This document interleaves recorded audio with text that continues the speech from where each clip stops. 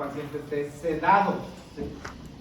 La sedación corta se utiliza midazolam. Es del grupo de las benzodiazepinas. Ahí está la terminación am, ¿verdad? Como diazepam, etc. Y es de acción corta. Minutos, o sea, ¿cuánto te tardas en una endoscopía? Bueno, dependiendo de lo que sospeches, pero 20 minutos, media hora. En hacer el procedimiento no se tarda mucho el gastroenterólogo. Se le dieron como premedicación, pero ya tenía un efecto. En realidad, creo que le iban a poner un sedante más, pero el efecto fue muy pronunciado. La verdad es que es un caso no real, está solamente esta viñeta hecha para fines didácticos, ¿no? Ni creo que tenía que darle flumazenil, pero la idea es que entiendan que flumazenil es el antagonista, hace lo contrario. Midazolam une al sitio benzodiazepinas y los antagonistas hacen lo contrario. ¿En qué sitio actúa el midazolam? Sitio BZ. Usamos ese nombre. Sitio BZ para las benzodiazepinas. ¿Cómo modifica la función del canal? Cuando el midazolam se une al canal, ¿qué pasa con GABA? Aumenta la frecuencia de apertura. El que abre el canal es el GABA. ¿Okay? Midazolam unido a su cierto BZ ayuda como modulador alostérico positivo para que GABA tenga mayor efecto. O con menos GABA tenemos la misma acción. Pero esa es la respuesta a la primera pregunta. El sitio es el sitio BZ. ¿Por qué el efecto depende de que exista GABA liberado en la sinapsis? Pues así son, ¿sí? Con excepción de los barbitúricos en alta dosis, los que se unen al canal GABA, todos requieren que GABA esté presente. GABA se une al sitio ortostérico y es donde realmente viene la acción para abrir el canal para que entre el flúor. Si el flumazenil ocupa el mismo sitio que el midazolam pero no activa el receptor, ¿qué tipo de ligando es el flumazenil? ¿Agonista o antagonista? Pues antagonista. ¿Sí? El antagonista de las benzodiazepinas se llama flumazenil. Antagonista de las benzodiazepinas. ¿Qué le ocurrirá a una persona normal que recibe flumazenil? Si la persona está sana y le da flumazenil,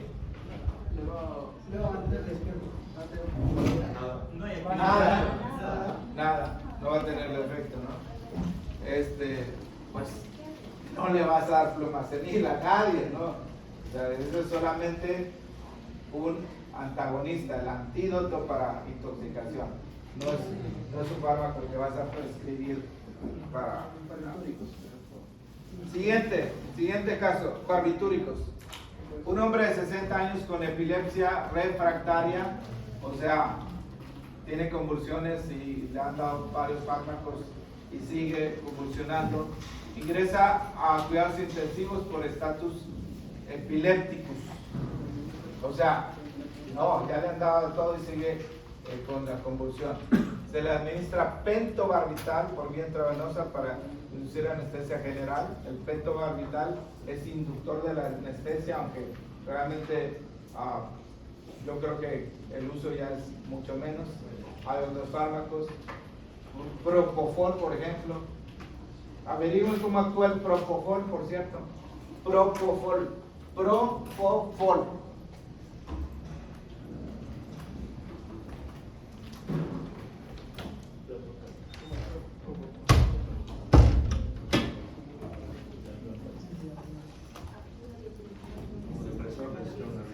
Mecanismo, sí, es un depresor.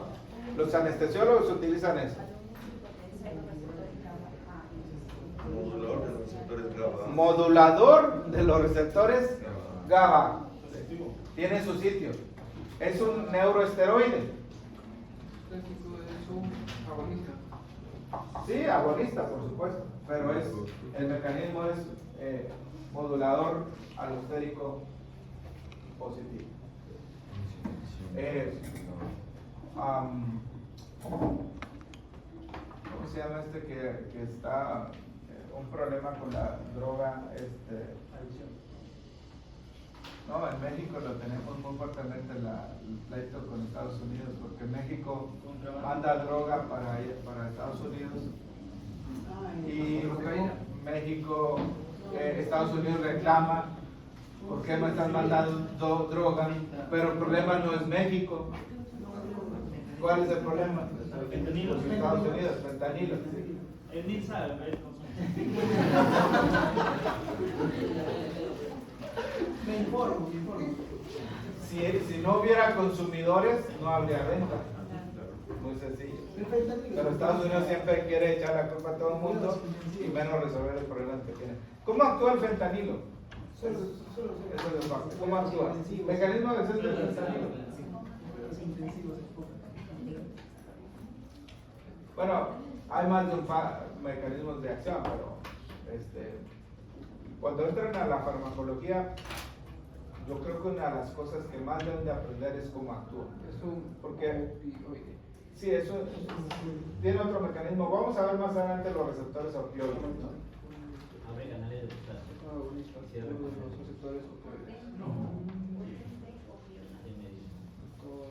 Bueno, pero ¿qué tipo de pacientes se utilizan? ¿cuál? Anestesia también. En anestesia. Sí, conocí a un anestesiólogo adicto al fentanilo, me lo confesó, me dijo, ¿sabes qué? No puedo más, tengo adicción al fentanilo. Es cierto que los anestesiólogos son así.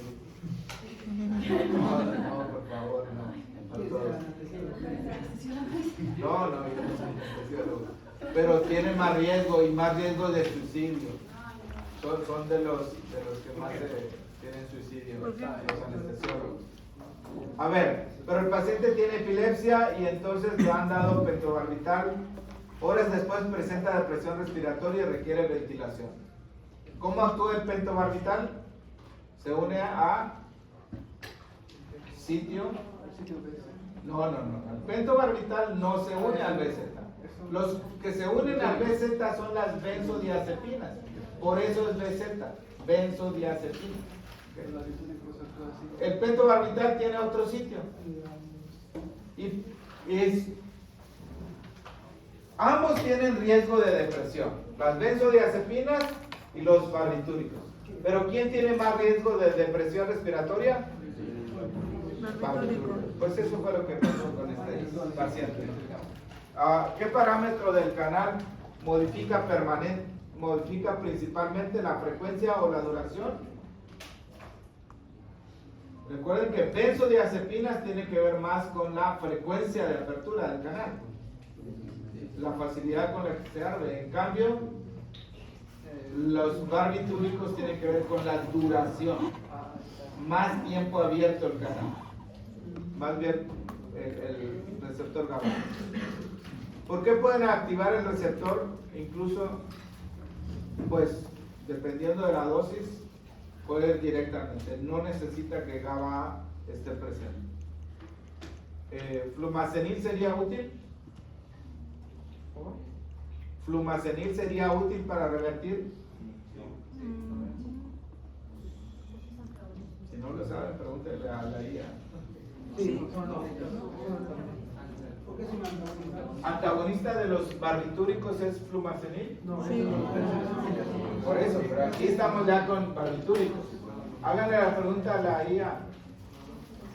¿Flumazenil es antagonista de los barbitúricos? ¿O qué se utiliza para revertir la depresión por fenobarbital? O por pentobarbital en este caso. Fenobarbital tiene otros efectos para, por ejemplo, ictericia neonatal. Hay otras cosas ahí que tienen que ver con. Entonces, ¿cómo le haces? Al primer paciente sí le dieron un antagonista, flumazenil, porque era una benzodiazepina, y a él, a este paciente, lo pusieron en ventilación mecánica. Sí, lo entubaron y a la máquina conectada. ¿Sí? Claro, se va a ir eliminando y, bueno, si es una intoxicación vía gástrica, pues se puede ser grabado, pero aquí fue intravenoso, ¿no? El Naxolón es medicamento. Naxolón es para opioides. Para opioides. Tercer caso, alcohol. 38 años, consumo diario y prolongado de alcohol, hospitalizado por una fractura. Suspende bruscamente el consumo de alcohol porque pues en el hospital, bueno, sí hay alcohol, ¿verdad? Para desinfección, pero de instrumentos. Disculpe, sobre la pregunta anterior, dijo que era que también puede ser por reanimación por vía Alcalinizar Como hombre. al paciente con intoxicación, con barbitúricos. O sea, transición ordinaria. O sea, se inyectaba bicarbonato de sodio y la vena de Sí, pues si ha tenido acidosis metabólica o acidosis, vaya. Sí, ese es dentro del manejo general, pero como antídoto, pues ya dijo su compañero, para los barbitúricos no hay. Ok, regresamos al alcohol. ¿Y qué se hace en ese caso? Entonces no hay para Intubación, al segundo paciente lo intubaron. Si tenía una depresión respiratoria, oye, pues se puede morir, o sea, ¿qué es lo que hace? ventilar. Al disminuir la frecuencia respiratoria, tener depresión respiratoria, pues va a tener acidosis respiratoria, puede tener todo el CO2. Puede ser yo.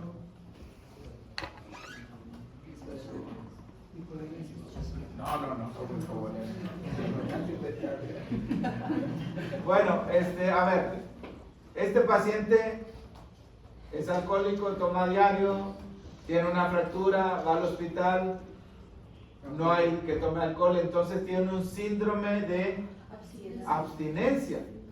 Síndrome de abstinencia. El alcohol es un modulador alostérico positivo de GABA A. Inicialmente, pues es sedante. Ya lo he dicho como 3 veces, ¿no? El alcohol produce inicialmente una sedación. Y hay pacientes que dicen, no, es que me echo una copita antes de dormir, con eso me ayuda a dormir. Sí, pero no se da cuenta que no tiene una buena calidad de sueño. Fragmenta mucho. O sea, no necesariamente te das cuenta de que tienes microdespertares. Pues los microdespertares por eso son así, microdespertares. Como también hay microsueños. Tengan cuidado al manejar. Si no han dormido bien, se pueden quedar dormidos en un instante. Así, microsueños. Y en los casos de abstinencia se puede administrar ansiolíticos. Pues sí, hay que usarlo. Vamos a ver qué dice aquí. ¿Qué cambio compensatorio podría desarrollar el sistema nervioso central ante su consumo prolongado? ¿Qué cambio compensatorio podría? Recuerden, es un alcohólico crónico. ¿Qué cambio compensatorio podría desarrollar el sistema ¿De sedación? No, ¿cómo sería de...? Necesita más dosis de alcohol. Sí, necesita más dosis de alcohol. O sea, hay tolerancia. Okay. A partir de estos cambios, ¿cómo explicarías que la suspensión brusca se asocie con hiperexcitabilidad y convulsiones? De hecho, el paciente tuvo una convulsión aquí. En el síndrome de abstinencia, el paciente se pone muy mal, ¿no? Denle un poquito de alcohol. Dejó de tomar bruscamente. y desarrollar síndrome de abstinencia. Entonces, ¿qué fármaco tendría que usar transitoriamente para el manejo de la abstinencia? ¿Tendría sentido, más bien, tendría sentido utilizar un fármaco? A ver, busquen ahí. ¿Con qué se maneja síndrome de abstinencia por alcohol? El síndrome de abstinencia puede dar en muchas drogas, ¿no? Pero síndrome de abstinencia por alcohol, ¿qué fármacos utilizaría?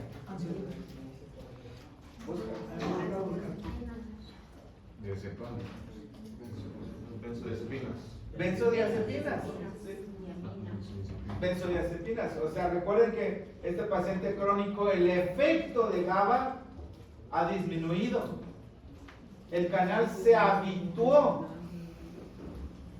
Por ahí viene una figura, lástima que no la capturé de mostrarles cómo, así como dijo su compañera, o sea, paciente tomando alcohol, pues hubo una adaptación en el receptor GABA.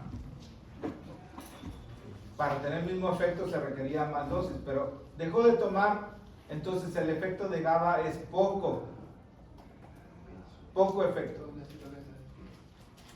El paciente está teniendo un cuadro clínico donde hay hiperexcitación. GABA, como se acostumbró a bajas dosis, digamos, GABA no está teniendo el efecto. ¿Para qué es GABA? ¿Para calmar o para excitar? Para calmar. Pero el receptor no respondía ya a las dosis naturales de GABA. ¿Con qué le ayudas? Con benzodiazepinas. La justificación de usar aquí, miren, todo está en el canal, no nos hemos salido del canal. Y estamos hablando así de muchísimas cosas, pero al final es el canal.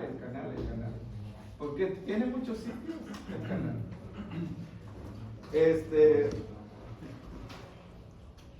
Bueno, de paso, ¿por qué tiene, esta sí sería buena pregunta para el examen, ataxia? A ver, a una persona embriagada, ¿qué le pides? Camina aquí por esta línea, ¿verdad? Una pruebita. Bueno, hoy en día pues haces una prueba de alcoholemia, etc. Pero ¿qué hacen?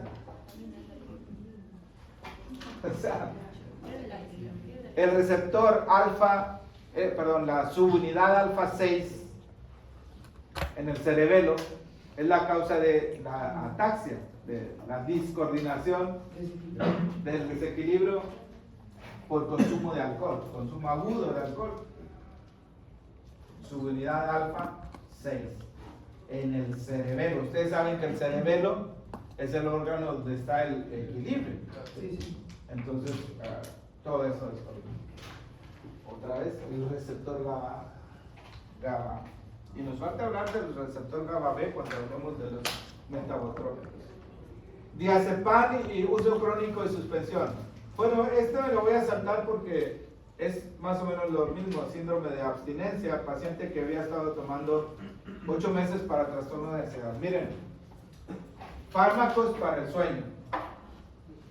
Si el paciente tiene una condición aguda, un insomnio de corto plazo, porque tuvo una crisis, un divorcio, un fallecimiento de un familiar, una crisis financiera, es válido utilizar corto plazo, 2 semanas, 3 semanas. Sí, no, estoy diciendo que sí. Sí puedes utilizar benzodiazepinas en esos casos. Por supuesto que sí. Dijo acá que hay que alterar, sí, por supuesto, pero ahí sí hay indicación de utilizar. Pero las benzodiazepinas no se deben de utilizar más de 4 semanas. Y este paciente, 8 meses. Yo he visto pacientes que tienen años tomando benzodiazepinas. Y entonces, bueno, la dosis que antes le producía somnolencia, ya casi no le genera efecto. ¿Han escuchado esto? Es que ya no me hace efecto.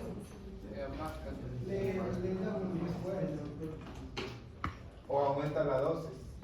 o le cambian, pero el problema de raíz es otro, hay que cambiarlo, ¿no? Decide suspender el medicamento, después presenta insomnio, temblor fino, ansiedad y más marcado que tenía, es como síndrome de abstinencia, aunque no es tan agudo como el otro paciente que de un día para otro dejó no ingirió alcohol, pero es como un rebote de la suspensión del fármaco, ¿no? Insomnio. Doctor, ¿qué tiene que ver mucho la edad? Por ejemplo, si fuera un paciente joven con esos problemas. No. El síndrome de abstinencia o esta... De insomnio.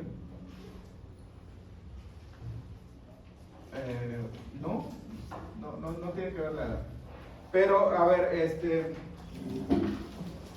temblor fino. ¿Qué subunidad se relaciona con el temblor o el control del temblor? Vamos a ver. ¿Dónde está? Alfa 1. Ah, perdón, sí, ahí está.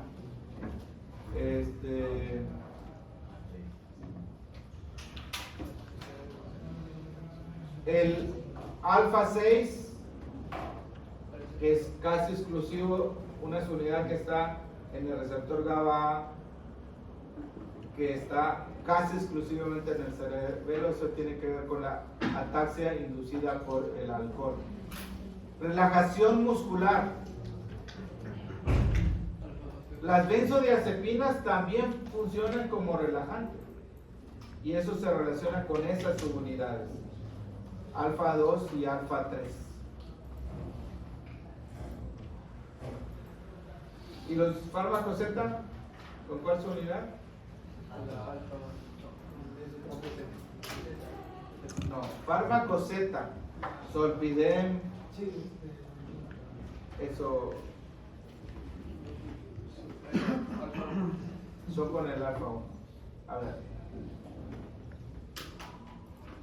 aquí están los fármacos Z. Paciente de 34 años con insomnio, consideración, inicia tratamiento con Zolpidem.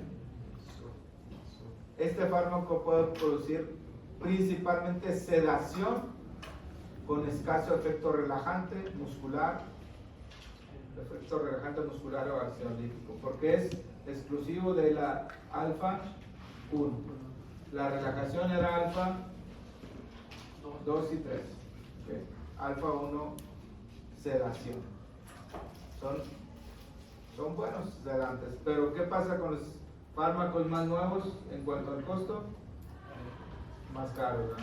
Pregunten cuánto cuesta averigüen cuántos soles cuesta el Zolpidem para ver. profesor, esos fármacos Z son nuevos. No tan nuevos, pero sí son mucho más nuevos que las benzodiazepinas. Allí está averiguando cuánto cuesta. Una cajita para un mes. ¿Cuánto te cuesta? Zolpidem. Averigüen el precio del Zolpidem, por favor. 30 tabletas, 220 soles. ¿Es mucho o es poco 220 soles? Casi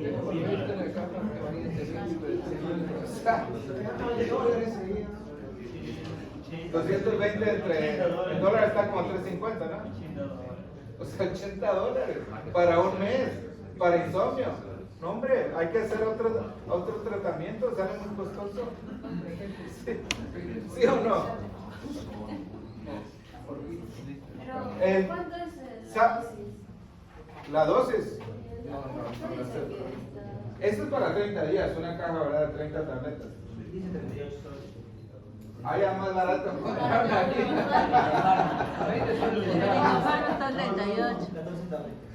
Ah, pues ahí está. Entonces, pero para un mes, $80 para una cosa. Miren, insomnio. El tratamiento de primera elección para el insomnio es la terapia cognitivo-conductual. Terapia cognitivo-conductual. ¿Qué es esto? Moderar. Higiene del sueño.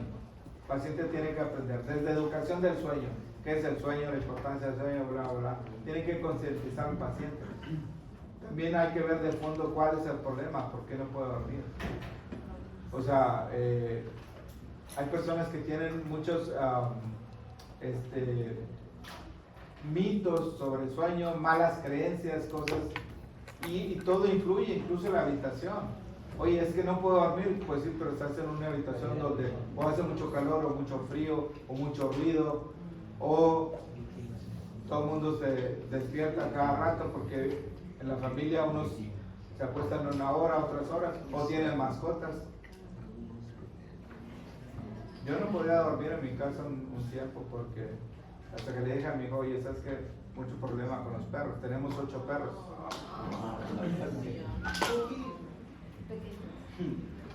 No son pequeños, pero cuando comienzan a hacer bulla, ustedes saben, los perros. Los gatos. Toda la colonia empieza a Sí, claro, sí. Los gatos no te hacen bulla. A veces sí. A veces sí. Sí, pero eso es cuando están en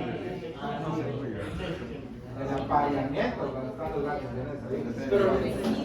Pero sí, o sea, ladran perro y ladran todos los perros de la colonia. Yo también pienso que es conductual porque mi madre no me hace mal, ¿no? Pero yo lo traté como un psicólogo y dijo, limpiar la cama, bañarse antes de dormir, estar bien aseado, hacer las necesidades, y no preocuparse en ese entonces de dejar las pantallas.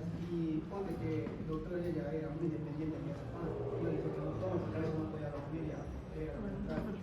Y como poco a poco fuimos mejorando su conducta, ya podía dormir normal y ahora ya ni tomo pastillas ni nada. Todo es como Un aplauso. solamente cuando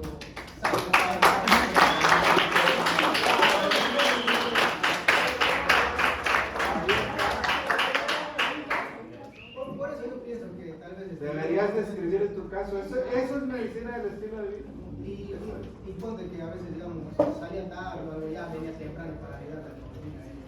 No se puede preocupar, la preocupación, el pensamiento. Y aparte también el psicólogo nos recomendaba en el día, como ustedes decían, no estar activos, otras cosas. En el día Pues encontraste un muy buen médico, psicólogo. Sí, pero ya no toma nada de eso. Pero Leo, es muy lamentable que llega el paciente y si tú no sabes como médico qué hacer, pues vas a recurrir a lo primero y es, benzodiazepinas. Todo el mundo da eso. Muchos médicos no tienen idea de lo que es estilo de vida, sinceramente. La cosa ha cambiado, está cambiando bastante, realmente. Hay mucho más conciencia. Dejemos ya GABA, fue muchísimo lo que hablamos. Vamos a hablar de serotonina. ¿Cuál es el nombre químico de la serotonina? 5-hidroxitriptamina. Y viene del triptófano. Triptófano es un aminoácido, está en el grupo de los aminoácidos esenciales, y entonces se convierte por acción de 2 enzimas, ahí está la hidroxilasa y la descarboxilasa, se convierte en serotonina. El triptófano no cruza la barrera, pero la serotonina sí puede pasar. Y miren, la serotonina está por todos lados, realmente está prácticamente en todo el sistema nervioso. Se proyecta desde estos núcleos. ¿Ha llevado algo de neuro? ¿Nadie? Bueno, núcleos que están aquí se llaman así, núcleos del rapé, se expanden, ¿no? Hacia todos lados. Ahí está la conversión del triptófano hasta serotonina, 2 pasos, con que sepan que viene del triptófano. Y de hecho la serotonina continúa en la glándula pineal, se convierte en melatonina. O sea, triptófano, serotonina, melatonina. Pero si no es glándula pineal o en otros sistemas, pues está ahí. Es un neurotransmisor. Hay muchos fármacos que tienen que ver también con serotonina. Y vamos a ver cómo actuar. Tiene al menos 7 receptores con varios subtipos. Creo que en total son como 14 receptores, pero solamente nos va a interesar un tipo. Aquí está, bueno, esta es la degradación de la serotonina a 5-hidroxiindol acético, el ácido 5-hidroxiindol acético. Receptores 5-HT1, A y B, y D, 2, 3 y 4. ¿Cuántos son aquí? 1, 2, 3, 4, 5, 6, 7. Más subtipos.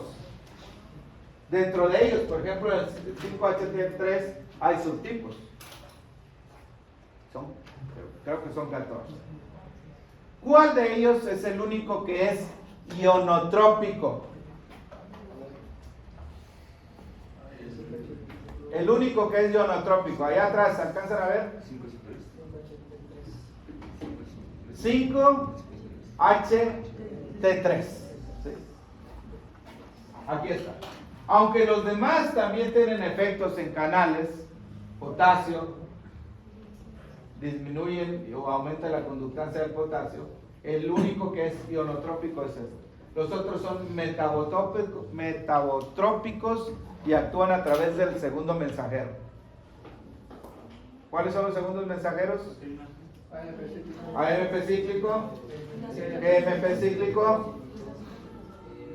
inositol trifosfato, diacilglicerol, IP3, ese es inositol trifosfato.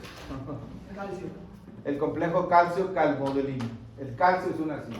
Ahí están, mira, IP3DAG, falta nada más el TNP cíclico y el calcio. Así que vamos a quedarnos con el receptor 5HT3, es posináptico excitador. O sea, entra porque yo, como el nicotínico, ¿verdad? Que también era excitador, el del glutamato también. El único inhibidor que hemos visto hasta ahora es el ácido GABA. Aumenta la permeabilidad para el calcio y sodio. Y también hay pre y postsináptico. Ya saben que el presináptico es un mecanismo de retroalimentación para controlar la secreción.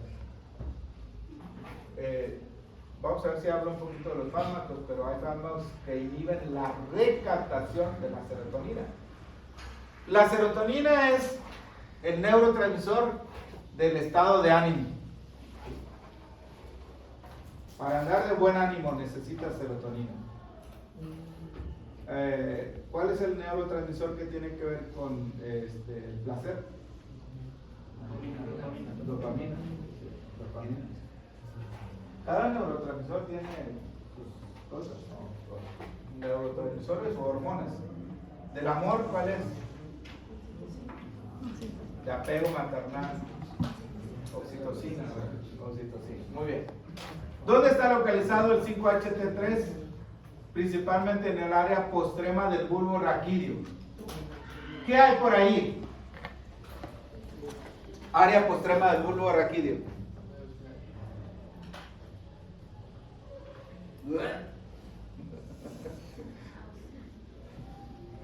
Vómito. También está en el sistema nervioso periférico, neuronas nociceptivas y neuronas entéricas.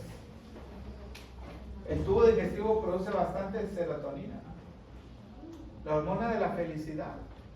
Por eso dice panza llena, corazón contento. Intestino, las células enterocromafines. De hecho puede haber tumores que produzcan pues mucha serotonina.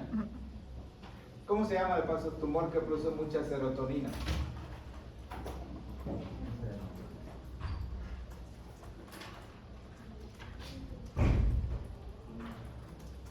¿Y tú sí escuchas? Porque veo que tienes. Sí. ¿O también escuchas música? Tumor carcinoide. Carcinoide, produce mucha serotonina. Las plaquetas también tienen serotonina. ¿Qué efecto tiene la serotonina de las plaquetas en cuanto a mecanismo de hemostasia. La hemostasia. La hemostasia tiene varias fases, ¿no? La vasoconstricción, el vasoespasmo, la lesión plaquetaria, la coagulación, la disolución del coágulo. Son fases de la hemostasia. La serotonina tiene un efecto vasoconstrictor. Vasoconstrictor. ¿Y efecto en las plaquetas? ¿Tiene efecto en las plaquetas? Potencia la agregación. La agregación de las plaquetas. Hace que se peguen entre sí las plaquetas para formar un tapón plaquetario, es decir, evitar microsangrados, por ejemplo. Sí. Serotonina está no solamente en el sistema nervioso central, está en muchos otros lugares y cumple pues muchas funciones. Vasoconstrictor, por ejemplo. Y entonces la estructura. ¿Cuántas unidades tiene el receptor 5HT? 3. No son 3. 5. Es una proteína pentamérica. A ver, el receptor nicotínico era pentamérico. El receptor de GABA, pentamérico. Y ahora el receptor 5HT3 también es un pentámero. ¿Qué cosa, no? ¿Por qué pentámeros? El de glutamato, ¿cuántos receptores había? 3. NMDA, el carinato y el AMPA. De paso, el alcohol no solamente se une al receptor de GABA, el alcohol también tiene un mecanismo de acción con el receptor de glutamato, específicamente con el NMDA. Bueno, entonces ahí está un pentámero, pero fíjense cómo hay pues las unidades A, B, C, D y E.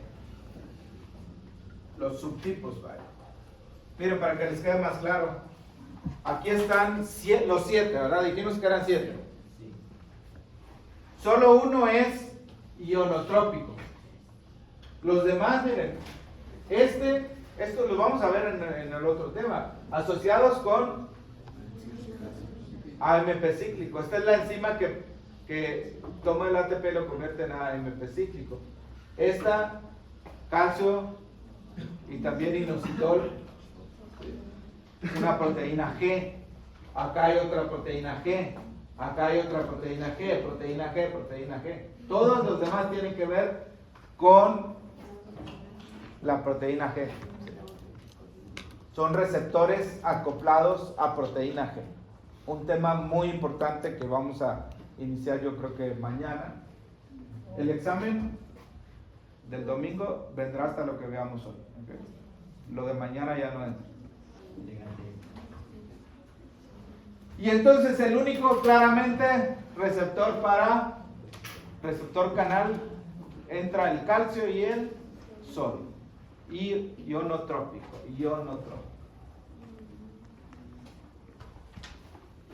La 5-hidroxitriptamina uniéndose al receptor. Esto de aquí ya estaba y acá solamente agregamos algunas cositas. Los agonistas del receptor y los antagonistas. O sea, los que estimulan al receptor, aquí están, 5-hidroxitriptamina. PBG se me fue, pero los antagonistas que van a ser más útiles incluyen etanol, esteroides, anestésicos, antidepresivos, neurolépticos, antagonistas del receptor. Pues el receptor está asociado con excitación, entonces estos causarían pues depresión. Pero vamos a ver específicamente los que tienen que ver con el vómito. Los antagonistas como el ondansetron en el centro del vómito son muy efectivos, sobre todo el paciente que tiene quimioterapia. Ustedes saben que el paciente con quimioterapia hay muchos efectos colaterales y entonces hay que darle para evitar náusea y vómito. Aquí está el receptor 5HT3, ¿sí? Los demás son el 2, del 4 al 7 y el 1A, y entonces la diferencia. Los agentes antipsicóticos actúan en estos otros, bueno, buspirona y... Okay. Pero los antieméticos, ¿sí? Antieméticos como el ondansetron actúan en el 5HT3. 5HT3. Ahorita se lo vuelvo a mostrar. De cualquier manera hay respuestas pues integradas entre todos ellos. Y hay algo más que no estoy seguro si va a venir, pero ahorita se lo pongo en el pizarrón, acerca de los inhibidores de la recaptación de serotonina. Así que ahí está, no está muy claro porque estaremos hablando de una sinapsis, pero no está mostrada la primera célula, solamente la postsináptica, y cómo se integran todas las señales, lo que es la despolarización aquí, con lo demás que sería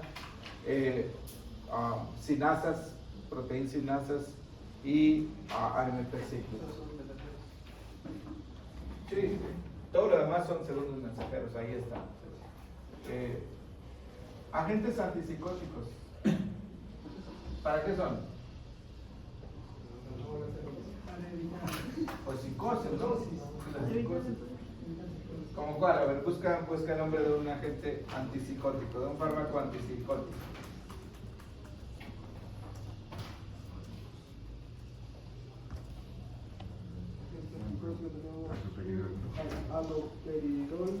Aloperidol.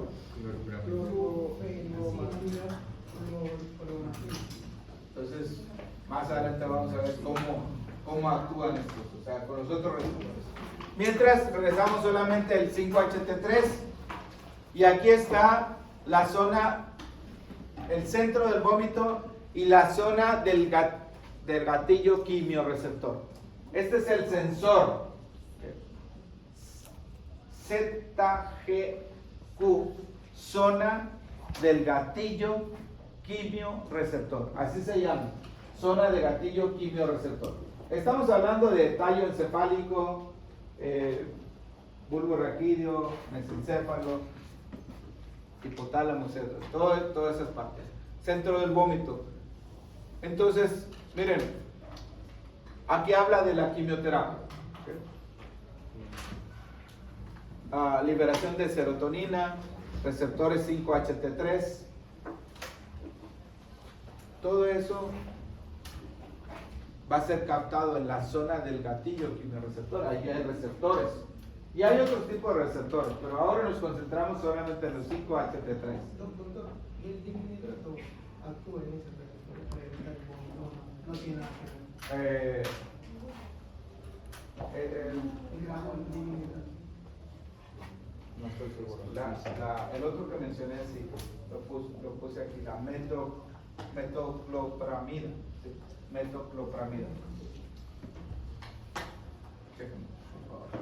Ok, la zona del gatillo quimioreceptor se va a comunicar con el centro del vómito, va a estimular al vómito. Entonces, un fármaco que bloquee a estos receptores 5HT3, pues va a reducir el vómito. Son muy útiles. Ondansetron. Porque antes al paciente con quimioterapia, pues la opción que tenía sería la metoclopramida, ¿sí? Y el que mencionaste tú. Sí. Pero después salió el ondansetron. Antagonista del receptor 5HT3.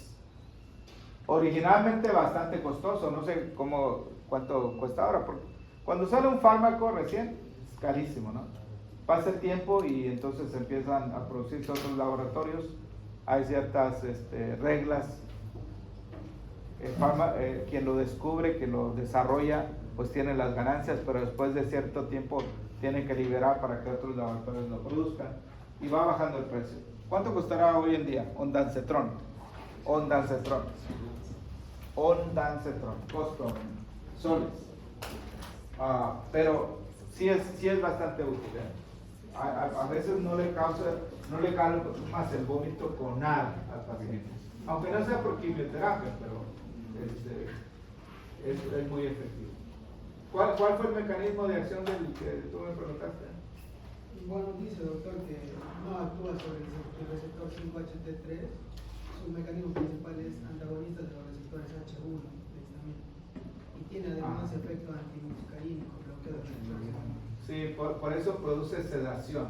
El nombre comercial en México es lo utiliza uno cuando va a viajar, hombre. Si vas, ¿algunos de ustedes se marean al ir en el autobús? No. Dramamine se llama en México. Dramamine. Pero no actúa en los 5-HT3, actúa en otros sitios. ¿HT1 dijiste? Perdón, H1, de histamina. Por eso es que dan somnolencia. Receptores H1.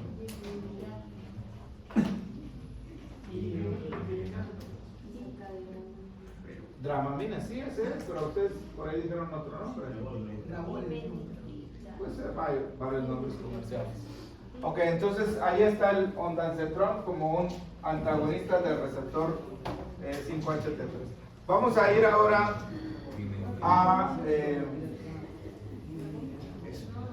glicina. Glicina. ¿De dónde viene la glicina? Pues lo podemos inferir en la dieta. Glicina, recuerden que es el aminoácido más sencillo. Tiene nada más grupo amino, grupo carboxilo y listo. Unidos al carbono alfa, que es el único aminoácido que no tiene un carbono quiral. ¿El carbono quiral cuál es? Carbono quiral. Es el que está más alejado del grupo. Es el que tiene uniones distintas. El que tiene 4 sustituyentes diferentes, ¿no? Entonces, la glicina, podemos hacer la fórmula muy fácilmente.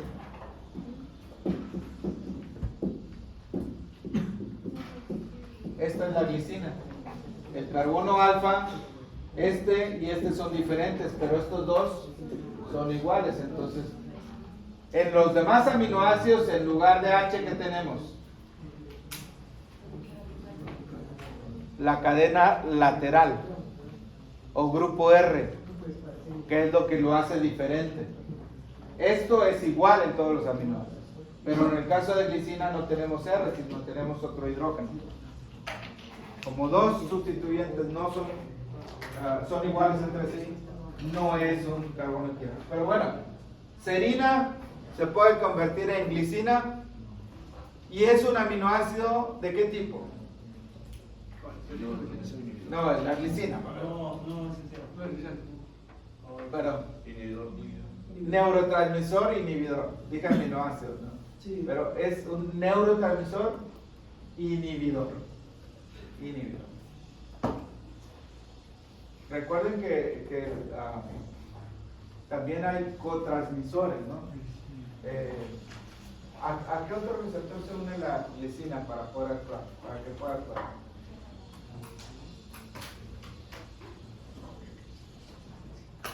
Es más, creo que por aquí está.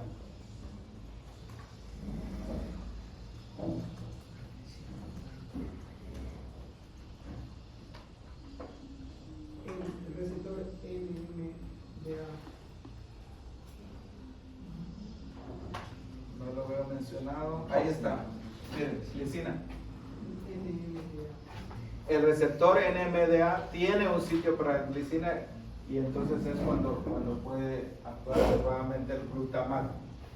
Pero ahora estamos viendo solamente a la glicina. Solamente a la glicina. Se forma por reacción de la serina, degradado por los astrocitos. Hay un sistema mitocondrial, lo degrada. Y entonces, aquí está, potenciales posinápticos, inhibitorios, hiperpolariza la membrana, inhibición posináptica. ¿Es un canal para cuál ion? Cloro. Igual que el GABA, ambos son canales para cloro. Y entonces solamente están en las membrana posináptica. ¿Dónde es abundante? En la Médula. Neuronas motoras de la médula espinal. Las neuronas motoras alfa. También en el tallo encefálico, no lo menciono aquí, pero... sí. También tiene 5 subunidades al receptor. Pues el único que no tiene, bueno, el del glutamato es que tiene 3 diferentes receptores. Todos los que hemos visto hasta ahora tienen un receptor, aunque ese receptor tiene subtipos. En cambio el glutamato tiene 3 receptores. Ahí está el receptor de glicina, la neurona presináptica, liberándolo, glicina. Fíjense cómo los aminoácidos no solamente están en las proteínas. Los aminoácidos tienen funciones proteicas y no proteicas. Hemos visto cómo el glutamato es un aminoácido. Glicina es un aminoácido. Serotonina no es aminoácido. Pero hay aminoácidos que son también neurotransmisores y que tienen muchas otras funciones más. De paso, averiguaron si qué glutamato monosódico es bueno o es malo o qué. GMS. ¿No averiguaron? ¿Qué dice la investigación? Ahí se los dejo de tarea. Pues hay muchas otros receptores aquí, como de GABA, PX2, aquí está de glicina. Y entonces en la neurona posináptica tenemos receptor GABA-A, la interacción, y tenemos receptor de glicina, glicina. Oigan, ¿dónde está el borrador?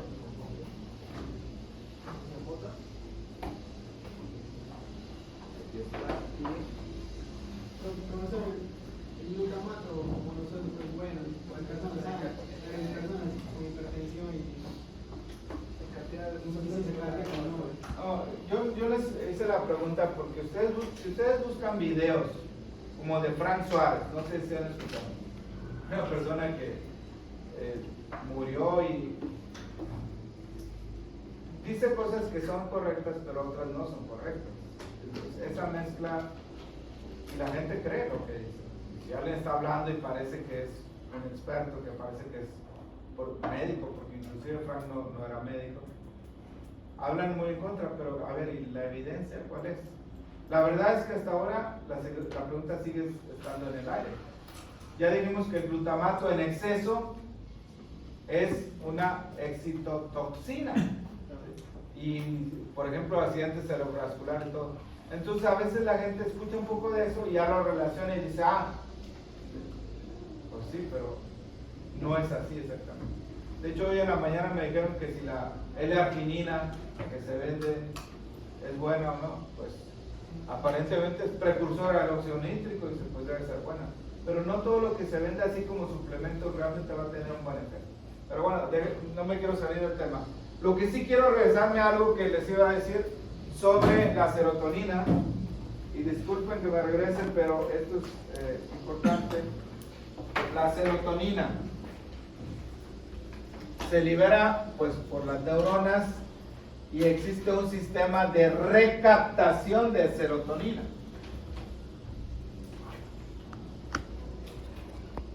La serotonina es hormona de la felicidad, de el estado de ánimo. ¿Qué medicamentos se dan para mejorar el estado de ánimo? ¿Cómo se llaman este grupo de medicamentos? Sí, tiene efecto antidepresivo. Entonces, vamos a poner aquí la liberación de serotonina. Ahí está. 5-HT3. Serotonina. Actúa su receptor aquí, el receptor 5-HT3, pero existe una recaptación de serotonina. Recaptación. Existe un transportador aquí en la membrana que lo va a regresar. Y existe un grupo de fármacos inhibidores de la recaptación de serotonina. Fármacos inhibidores de la recaptación de serotonina. Bloquean este transportador. Este receptor, este es transportador. Se llaman inhibidores de la recaptación de serotonina.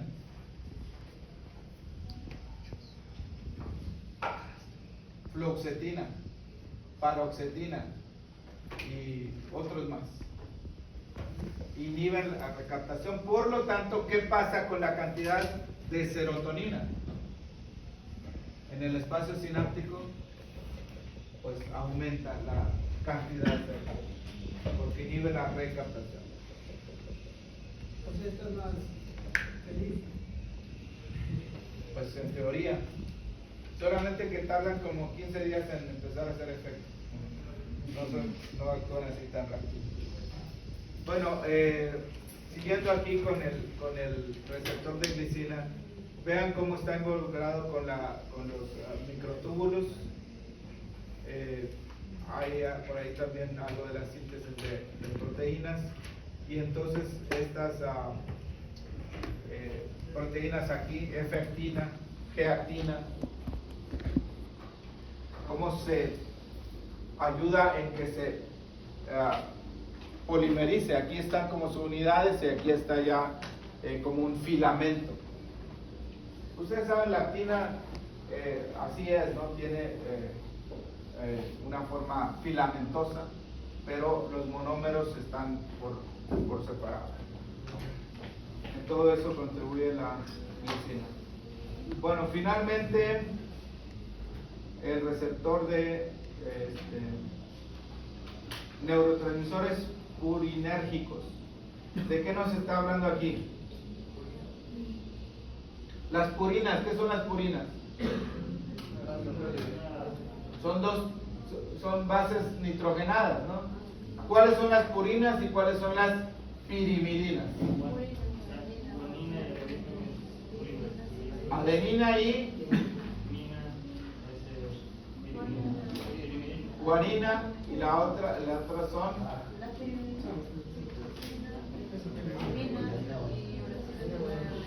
bueno, vamos a hablar de los que tienen que ver con adenina. Estos neurotransmisores serían el ATP, ADP, adenosina. Tienen sus receptores P2X, P2Y y receptor A. Receptor A. El de ADP y el receptor A son receptores metabotrópicos. Receptores metabotrópicos. Receptor acoplado ¿a qué proteína? G. Receptor acoplado a la proteína G. Eso es lo que quiere decir G, P, C, R. Aquí, G, P, C, R.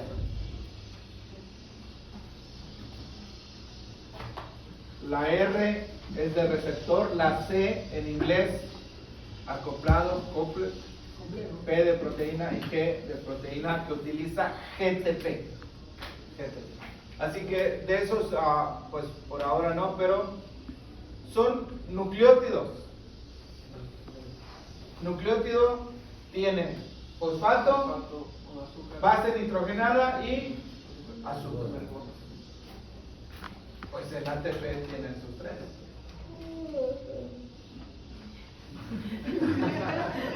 Ya vamos a salir, no te preocupes. Entonces aquí tenemos las vesículas que contienen el ATP, la secreción por medio de exocitosis y su unión al receptor. Es un canal iónico regulado por ligandos, o sea, como los que hemos visto, como todos los demás. Tienen que unirse ligando ahí para poder salir. Aquí está la forma como sale el ADP y cómo sale también la adenosina con un transportador también. La adenosina tiene un papel muy importante, tiene muchas funciones, pero no vamos a mencionarla ahora mismo, ¿no? Y entonces, ¿cómo se degrada el ATP? Pues ahí está, por nucleotidasas de ATP pasa a ser ADP, AMP y finalmente adenosina, y la adenosina todavía termina en inosina. Como que le vas quitando las letras, ¿no? Entonces, este es el receptor. ¿Qué tipo de receptor es el receptor para el ATP? ¿Inhibidor o excitador? Excitador. Provoca contracción muscular, por ejemplo. Es un canal de sodio y de calcio. Aquí ya no son 5 unidades. ¿Cuántas son? 3. Se ven ahí las 3 unidades, ¿no? Ya hasta con colores está ahí. Y ahí están los sitios para unión con el ATP. Hay también presinápticos, no solamente posinápticos, están en el sistema nervioso central y también en el periférico, músculo esquelético, cardíaco, liso. No. ¿En qué le... No se parece a la bomba. Es que porque viste ahí el potasio saliendo, ¿no? Pero en realidad es básicamente la entrada de sodio y calcio. Es como el receptor nicotínico. Bueno, el receptor nicotínico de acetilcolina puede pasar el sodio y también el potasio, pero el que gana es el sodio. Por eso produce despolarización. Porque si hubiera más salida de potasio que entrada de sodio, lo que tendría sería hiperpolarización. Lo que puse ayer de aquel lado, ¿no? Cómo se produce la despolarización, cómo se produce la hiperpolarización. Así que ese es el receptor urinérgico P2X. Aquí está favoreciendo la entrada de calcio, y entonces eso hace, la entrada de sodio hace que se despolarice la membrana y se abre el canal de calcio voltaje dependiente. El efecto que tiene aquí la entrada de sodio, abriendo este canal de calcio voltaje dependiente, y entonces pues más entrada de calcio. Aunque este es solamente el músculo. ¿Ustedes le llamaron voltaje dependiente a estos canales? Hay 3 canales voltaje dependiente. ¿Se acuerdan de potencial de acción, no? Para la despolarización, ¿cuál canal es? Sodio. Para la repolarización, potasio. ¿Y el de calcio qué papel juega?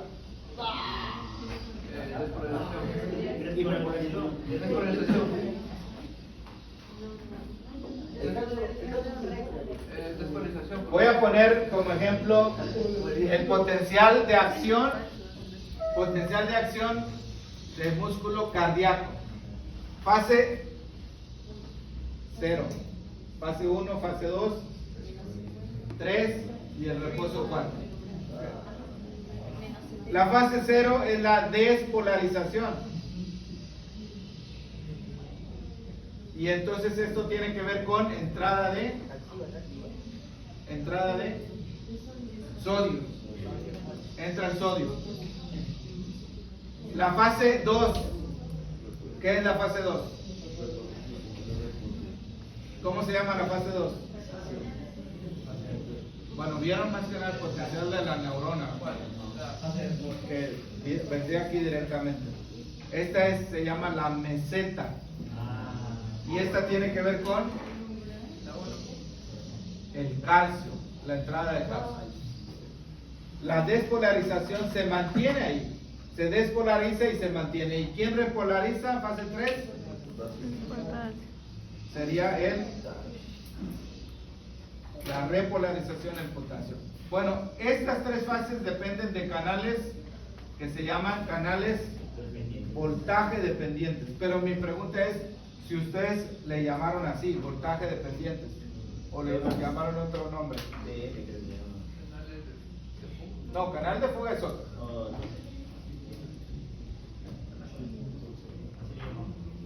¿Sí? Una célula de músculo liso. Estos canales están solamente en tres tipos de células. Neuronas, bueno, la neurona nada más tiene el de sodio y potasio, ¿no? El de calcio está en músculo cardíaco y en músculo liso. Neuronas tienen sodio y potasio para producir despolarización y la repolarización. Así que aquí el ATP va a inducir la contracción, porque si entra el calcio tiene toda una, se une a ¿qué proteína se une el calcio?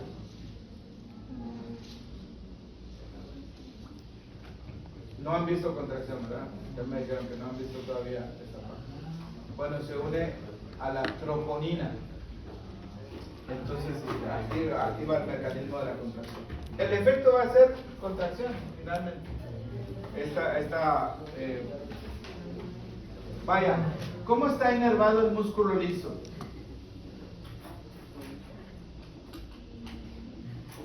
Los tres tipos de músculo tienen inervación, ¿no? ¿Cuál es la neurona que va al músculo esquelético?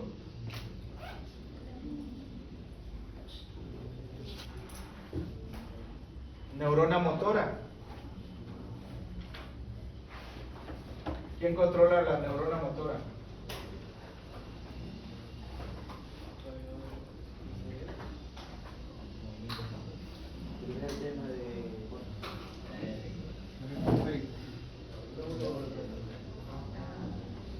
Neuronas motoras de la médula espinal. Lisina.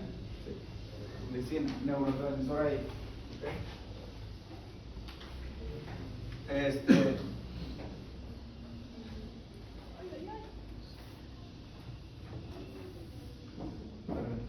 Así que entonces la forma como se inerva el músculo es diferente.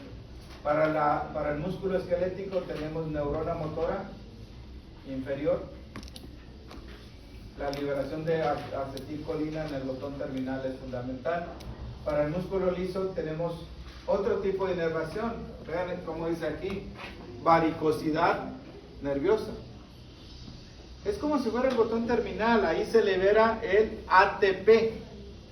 Se une a su receptor P2X, entra sodio calcio, induce a la liberación de más entrada de calcio y entonces viene el efecto que sería la contracción. Y aquí, ¿en qué células estamos viendo esto? Sistema sensorial, ¿no? Sistema sensorial. Daño de las células, liberación del ATP, estimula al receptor P2X3 y entonces de ahí se generan las señales que van por la neurona aferente hacia el sistema nervioso central y finalmente al tálamo, ¿no? Toda la información sensitiva viene por aquí, aferente primaria libera ATP, el cual actúa tanto pre como postsináptico y entonces lleva la información. Aquí hay receptores presinápticos y estos son receptores postsinápticos. En esta sinapsis estamos hablando ya de la médula espinal. De paso aquí hay otras interneuronas, glicina y GABA. Finalmente se conecta todo, miren. ATP aquí, esta libera glicina, esta libera GABA y finalmente la señal pasa finalmente al tálamo y es la manera como modulamos el dolor. Ahí, por ejemplo, te pinchas con algo, todo eso se activa, todo está activo. Está involucrado aquí en la conexión entre la vía aferente y lo ascendente. ¿En qué parte termina esto? La neurona aferente. ¿No han visto nada de neuro? Sustancia gris y sustancia blanca, sí. Si ves un corte transversal, la sustancia gris es donde están los cuerpos celulares y la sustancia blanca donde están los axones mielinizados, por eso se ve así blanco. Entonces, el amero espinal forma como, hay tres regiones, el asta anterior, el asta intermedia y el asta posterior. Todo esto estamos hablando del asta posterior, donde entra la información sensitiva. El asta anterior tiene que ver con lo motor, la salida. Finalmente llega pues, la información sensitiva hasta el tálamo. Y bueno, creo que hasta aquí el examen, pero nos queda una hora, vamos a tomar un receso.